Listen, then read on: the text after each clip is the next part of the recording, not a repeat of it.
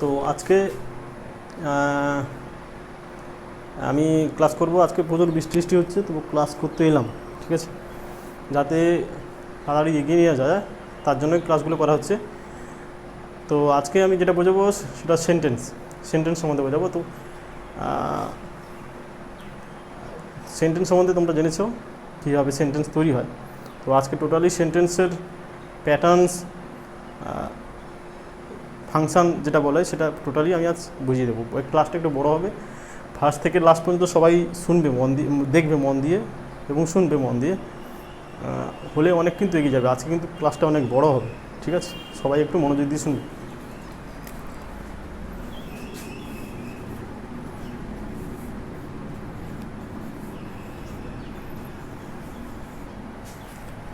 Sentence আমরা বাংলা থেকে ইংরেজি যখন ট্রান্সলেট করা হবে, কতগুলো নিয়ম আছে।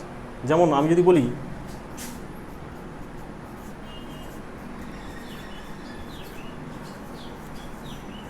খাই, তো এখানে আমি ভাত খাই, এটাকে যখন আমরা ইংলিশ স্টার্ট করবো এটাকে আমরা কর্তা বলি, এটাকে কি বলি? কর্ম, কর্তা, আর এটা হচ্ছে ক্রিয়া, ঠিক আছে। এটা যখন আমরা বাংলা থেকে ইংরেজি ট্রান্সলেট করব, এটা কিন্তু চেঞ্জ হবে। কেমন? প্রথমে কি আসবে? কর্তা আসবে, তারপর ক্রিয়া আসবে, তারপর কি আসবে? কর্ম আসবে, ঠিক আছে। এই নীতিতে কিন্তু হবে। যেমন আমি যদি বলা হয়, এটাকে ট্রান্সলেট করলে হবে কর্তা এখানে কি? আই, ক্রিয়া কি? ইট রাইস, ঠিক আছে। ট্রান্সলেট করার সময় কিন্তু আমাদের এটাকে মন দিয়ে অবশ্যই দেখতে হবে। এটা কিন্তু মন দিয়ে সবাই দেখো, কারণ আমরা যা বলি বা লিখি প্রত্যেকটা জিনিসের মধ্যে একটা নিয়ম আছে, সেই নিয়ম কিন্তু আমাদেরকে মেনে চলতে হবে, ঠিক আছে। এটা আপাতত হলো, ঠিক আছে।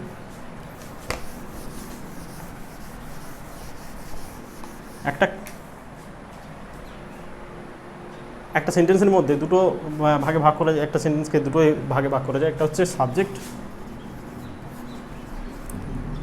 আর একটা হচ্ছে প্রেডিকেট। আমরা যেটা জানি যে উদ্দেশ্য, এটা বিধেয়, বাংলায় যদি বলা, ঠিক আছে। যেমন যদি বলি আই ইট রাইস,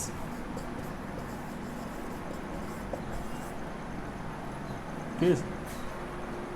কর্তার পরিপূর্ণতা আনার জন্য যে সেন্টেন্সটি যেটা আনা হয় সেটাকে বলা হচ্ছে কি? বিধেয়। যেমন আই কর্তা, আর সেটা হচ্ছে সাবজেক্ট, এটা হচ্ছে প্রেডিকেট, ঠিক আছে। সাবজেক্ট আর প্রেডিকেট বোঝা গেল। যদি বলা হয়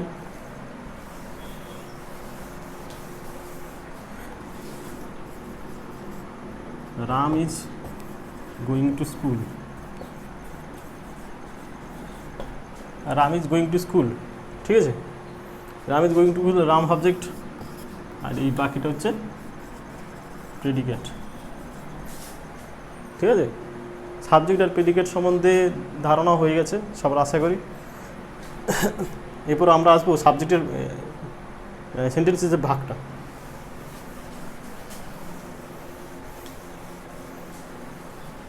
দেখো, সেন্টেন্স দুরকম হতে পারে। যদি বলা হয় একটা হচ্ছে ভার্বাল, একটা হচ্ছে কি নন ভার্বাল, অর্থাৎ যেটা সেন্টেন্সের মধ্যে ভার্ব আছে সেই সেন্টেন্সগুলোকে আমরা কি বলবো? ভার্বাল। আর যে সেন্টেন্সের মধ্যে ভার্ব নেই সেটাকে আমরা কি বলবো? নন ভার্বাল বলা হবে। যেমন ভার্ব আছে,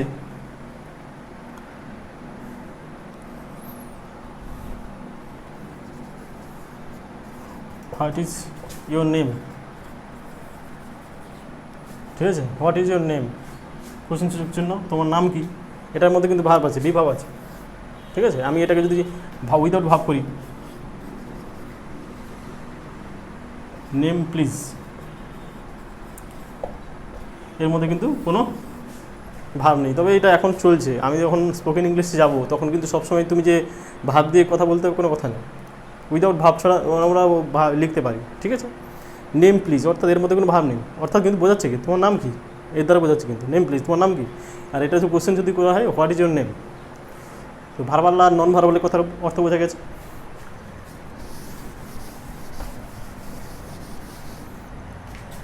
আচ্ছা, এরপরে আমি আসবো ভাগ যেটা আছে সেটা হচ্ছে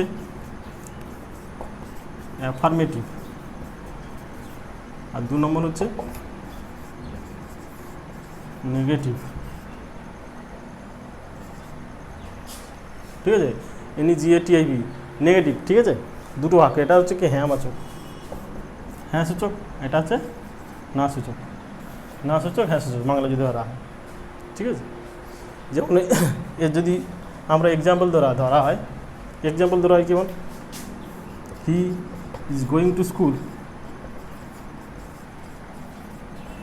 এটাকে আমি নেগেটিভ করলে এটা হচ্ছে অ্যাফার্মেটিভ, নেগেটিভ করলে কী হবে, is not going to school. ঠিক আছে, এটা হচ্ছে নেগেটিভ, এটা হচ্ছে অ্যাফার্মেটিভ। ঠিক আছে, নেগেটিভ আর অ্যাফার্মেটিভের মধ্যে অর্থ বোঝা গেল, অর্থাৎ হ্যাঁ সূচক বাক্যগুলোকে আমরা কি বলবো অ্যাফার্মেটিভ, আর যেগুলো না সূচক বাক্য হবে সেটাকে আমরা করবো নেগেটিভ। আর যদি আনা হয়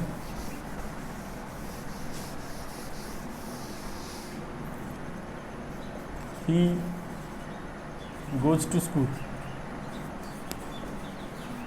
affirmative, he does not go to school, এটা হচ্ছে নেগেটিভ, অর্থাৎ নট আছে এর মধ্যে কিন্তু না সূচক নেই। ঠিক আছে, এই অ্যাফার্মেটিভ আর নেগেটিভ। তবে অ্যাফার্মেটিভ আর নেগেটিভ কথাটা করার জন্য যেটা দরকার সেটা আমরা পরে বুঝিয়ে দেবো।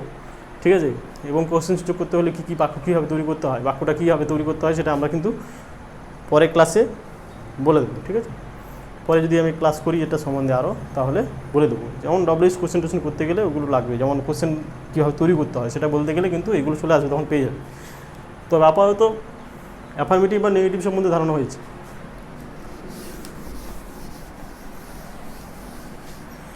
ফাংশন, ফাংশন অথবা প্যাটার্ন বলা হয়। প্যাটার্ন কী কী আছে সেন্টেন্সে,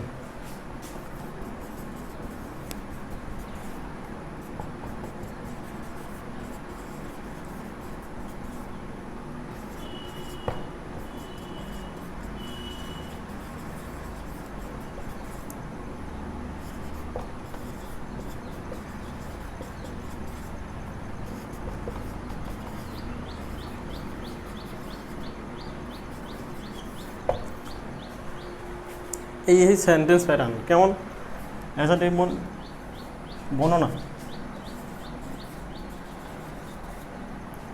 এটা আদেশ, অনুরোধ। ঠিক আছে, ইন্টারভিউ হচ্ছে কি প্রশ্নসূচক, এটা কি ইচ্ছা, প্রার্থনা, কি আবেগ মানে ইমোশন। ঠিক আছে, এটা হচ্ছে ডেসক্রিপটিভ, ইংরেজি যদি বলা হয় অর্ডার, রিকোয়েস্ট, কোশ্চেন সূচক, ডিজায়ার, আর কি হচ্ছে প্রার্থনা, প্রেয়ার, এটা হচ্ছে ইমোশন। যদি ইংরেজিতে আমরা এইভাবে বলি এইগুলো হয়। ঠিক আছে, সেন্টেন্সের এই ভাগগুলো কিন্তু আছে, মানে প্যাটার্নগুলো আছে। ঠিক আছে, তো আমি এই প্রত্যেকটা সম্বন্ধে আলাদা আলাদা করে বলছি, ক্লাস অনেক বড় হয়ে যাবে, এগুলো পরে লাগবে অবশ্যই। প্রত্যেকটা সেন্টেন্স কি এগুলো জেনে রাখবেন। আর ভয়েস চেঞ্জ, ন্যারেশন চেঞ্জের সময় এই সেন্টেন্স কিন্তু মূল, এটা যদি তোমরা না পড়তে পারো বা শিখে রাখতে পারো কিন্তু ভয়েস চেঞ্জ আর ন্যারেশন চেঞ্জ কোনোভাবেই করতে পারবে না।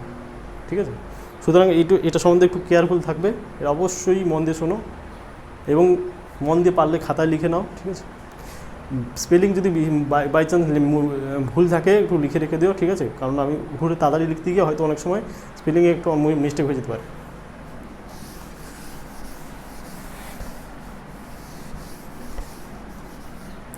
প্রথমে আমরা কিসে আসবো, অ্যাসার্টিভ সেন্টেন্স। প্রথমে কী সম্বন্ধে আসবো, অ্যাসার্টিভ সেন্টেন্স। অ্যাসার্টিভ কি মানে বললাম যে বর্ণনামূলক, ঠিক আছে। Ram is a good boy.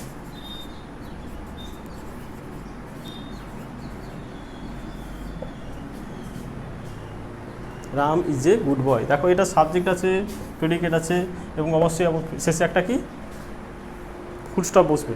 এটা দেখে বোঝা যাবে যে বাক্যটা অ্যাসার্টিভ সেন্টেন্স। কি দেখে বুঝবে যে এটা অ্যাসার্টিভ সেন্টেন্স, বোঝা যাবে যে সাবজেক্ট আছে, প্রেডিকেট আছে, এবং সেটা কী সম্বন্ধে বলবে, কারো সম্বন্ধে বা কোনো বস্তু বা কারোর সম্বন্ধে সেটাকে বর্ণনা করা বোঝাবে, ঠিক আছে। সেটা হচ্ছে অ্যাসার্টিভ সেন্টেন্স।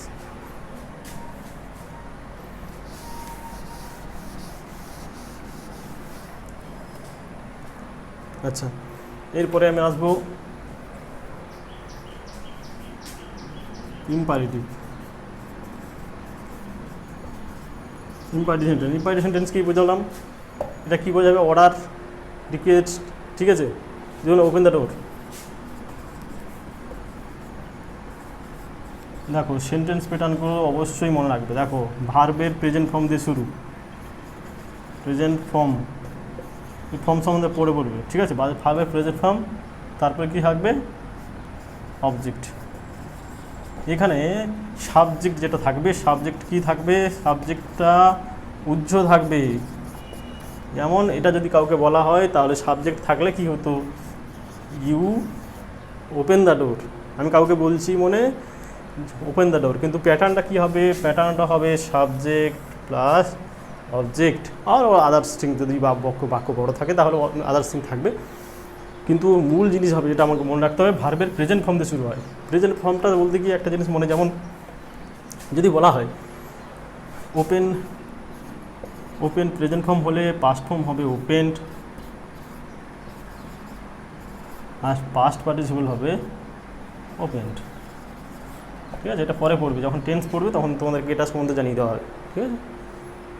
তাহলে ইম্পারেটিভ অ্যাসার্টিভ বোঝা গেছে। ইম্পারেটিভের নিয়মটা তোমরা নিশ্চয়ই বুঝতে পেরেছো। ইম্পারেটিভ সেন্টেন্সটা কীভাবে হয়, ভার্বের প্রেজেন্ট ফর্ম দিয়ে শুরু হবে এবং অবশ্যই ভার্ব পিছনে অবজেক্ট থাকবে, আর এখানে ইউটা কি থাকবে, উজ্জ থাকবে। ইউটা উজ্জ থাকবে কারণ এখানে দেখো ইউ ওপেন দ্য ডোর, কাউকে তো বলা হচ্ছে, ঠিক আছে। দেখে নিয়েছো, ফাইলে লিখে নাও। এইটা কিন্তু প্যাটার্ন, ঠিক আছে। অবশ্যই পিছনে ফুল স্টপ থাকবে।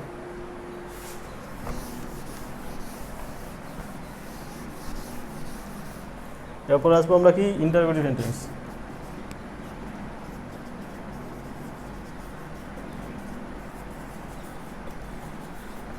ইন্টারোগেটিভ সেন্টেন্স মনে কী বলা হলো, প্রশ্নসূচক, কোশ্চেন, ঠিক আছে। কোশ্চেন যদি বলা হয় কী হবে, কোশ্চেন দুর্ভাবে হতে পারে, ভার্ব দিয়ে হতে পারে, বি ভার্ব, হ্যাভ ভার্ব, এবার আর একটা কি ডব্লিউ ওয়ার দিয়ে হতে পারে, ঠিক আছে। এর কোশ্চেন সূচকের কী প্যাটার্ন থাকবে, প্রথমে ভার্ব থাকতে পারে। যেমন আমি যদি এটাকে এক্সাম্পল দিয়ে বুঝাই,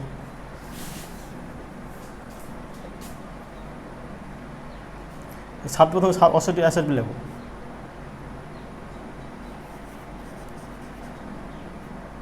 রাম গোজ টু স্কুল।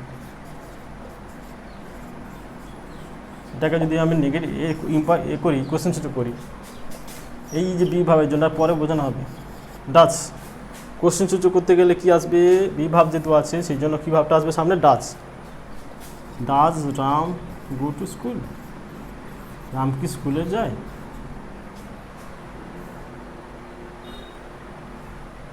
যদি বলা হয় আমি যে গুড বয়, এটাকে সাবজেক্ট আনবো, is Ram a good boy, ঠিক আছে। এটা যদি এইভাবে হয়, আই ইট রাইস, এটাকে সাবজেক্ট করলে হবে, যেহেতু বিভাব নেই, পরে টেন্সের সময় শিখবে, তাহলে এটা হবে ডু আই ইট রাইস। দেখা কোশ্চেন সূচক হচ্ছে, তাহলে বি ভাব দিয়ে কোশ্চেন সূচক ডু ভাব দিয়ে হয়, হ্যাভ ভাব দিয়ে হয়, তাহলে কী করে ইন্টারোগেটিভ সেন্টেন্স বোঝা হয়েছে। এবার বাকি দেখো, তাহলে কি হবে, বি ভাব প্রথমে আসবে, তারপরে কি আসবে, সাবজেক্ট, তারপরে সাবজেক্ট আসবে, ভার্ব আসবে, প্লাস আদার্স যেটা বাকি থাকবে, অবজেক্ট থাকতে পারে, বিভিন্ন রকম জিনিস থাকবে, বুঝেছি। আর একটা কোশ্চেন সুযোগ করতে গেলে আরেকটা কোশ্চেন যদি যেমন what is your name,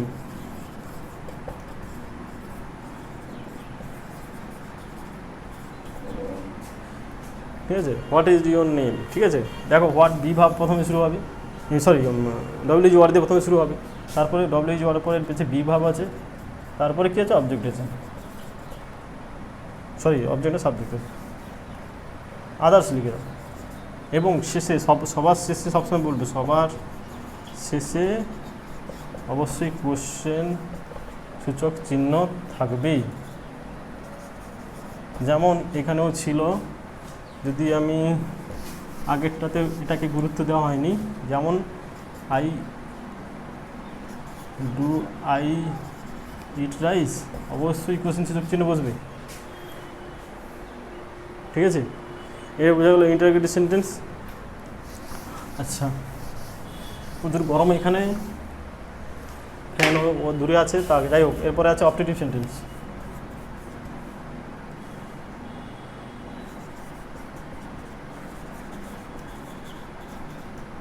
optative sentence কি, অপটেটিভ সেন্টেন্সটা মনে রাখবে, মুয়ে আসবে বেশিরভাগ, মুয়ে প্লাস অ্যাসার্টিভ সেন্টেন্স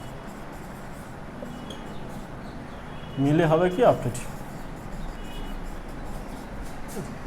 এবং সেটা দ্বারা অপটেটিভ সেন্টেন্স মানে কী বোঝাচ্ছে, কী বলা হয়েছিল, ডিজায়ার আর কি ছিল, প্রেয়ার, এটাই স্বাভাবিক। মে ইউ লিভ লং, তুমি দীর্ঘজীবী হবে। দেখো মে এসছে, ইউ লিভ লং, এটা অ্যাসার্টিভ সেন্টেন্সের মধ্যে পড়ে, ঠিক আছে। আর পিছনের শেষে অবশ্যই কী থাকবে, শেষে অবশ্যই কী থাকে, ফুল স্টপ থাকে, ঠিক আছে। বোঝা গেল অপটেটিভ সেন্টেন্স সম্বন্ধে। May plus assertive sentence means হচ্ছে optative sentence, may I live long. একটা করে এক্সাম্পল দিচ্ছি, এত এক্সাম্পল বুঝে নেবে সব, ঠিক আছে। একটা এক্সাম্পল দিয়ে দেখবে, ভালো করে বুঝবে, দেখবে সব বুঝে যাচ্ছে। আমি জাস্ট সেন্টেন্স প্যাটার্নটা বললাম, মে প্লাস অ্যাসার্টিভ সেন্টেন্স, ঠিক আছে। এরপরে আমরা যাব কোথায়, এক্সক্লেমেটরি।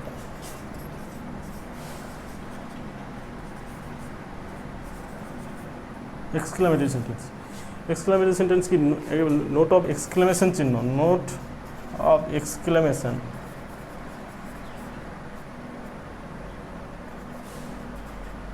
চিহ্ন থাকবে। নোট অফ এক্সক্লেমেশন চিহ্ন মনে হচ্ছে বিস্ময়সূচক চিহ্ন। এটা কি বলেছিলাম, এটা সম্বন্ধে বুঝে গেলে, এটাকে হচ্ছে ইমোশন, ইমোশন মানে আবেগ। এটা প্রচুর বড় আছে। আমরা যেমন যখন করেছিলাম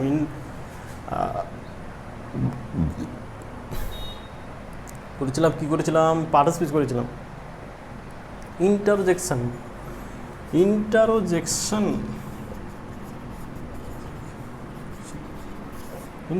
ছিল কোথায়, পার্টিসিপেটের শেষেরটা। তো এইখানে কিন্তু ইন্টারজেকশন অবশ্যই থাকবে, ঠিক আছে। যেমন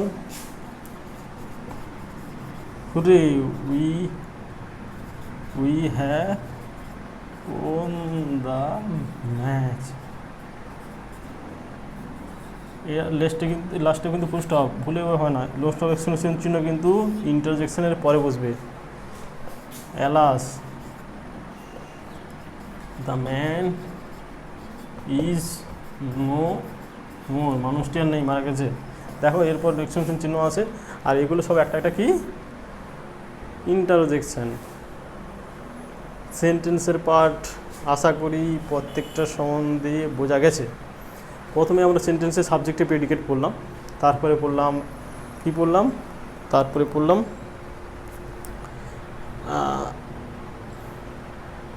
অ্যাফার্মেটিভ আর নেগেটিভ, তারপরে বললাম ফাংশনের সম্বন্ধে, ফাংশন সম্বন্ধে। সেন্টেন্সের তবে আরও একটা স্ট্রাকচারের দিক দিয়ে ভাগ আছে, স্ট্রাকচারের দিক দিয়ে যে সেন্টেন্সের ভাগ আছে সেটা কিন্তু আমরা পরে সেন্টেন্স বলবো, ঠিক আছে। সেটা আমি উপরে থাম্বলাইন দিয়ে দেবো কবে সেটা হবে। যেমন সেটা আমি শুধু যদি ভাগটা বলে দিই, ভাগটা মনে রাখো, পরে করে দিচ্ছি।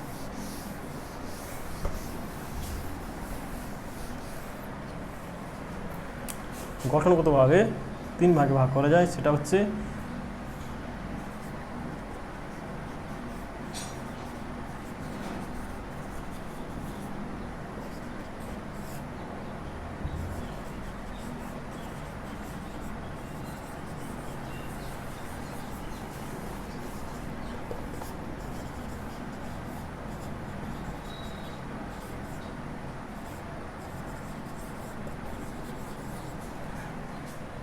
সিম্পল সেন্টেন্স, কমপ্লেক্স সেন্টেন্স আর কম্পাউন্ড সেন্টেন্স।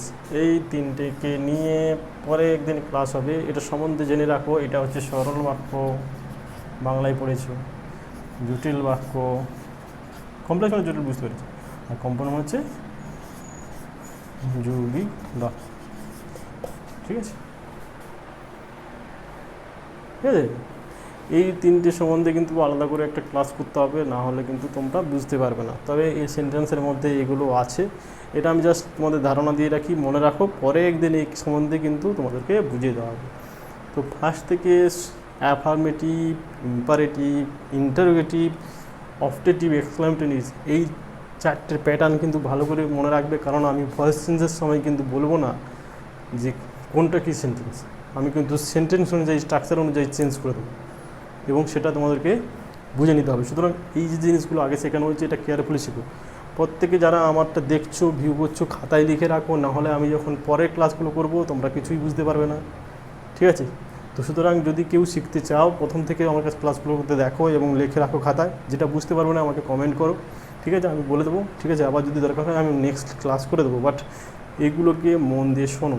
ঠিক আছে, আর অবশ্যই চ্যানেলটা সাবস্ক্রাইব রাখো, নতুন ভিডিও হলে তোমরা পাবে।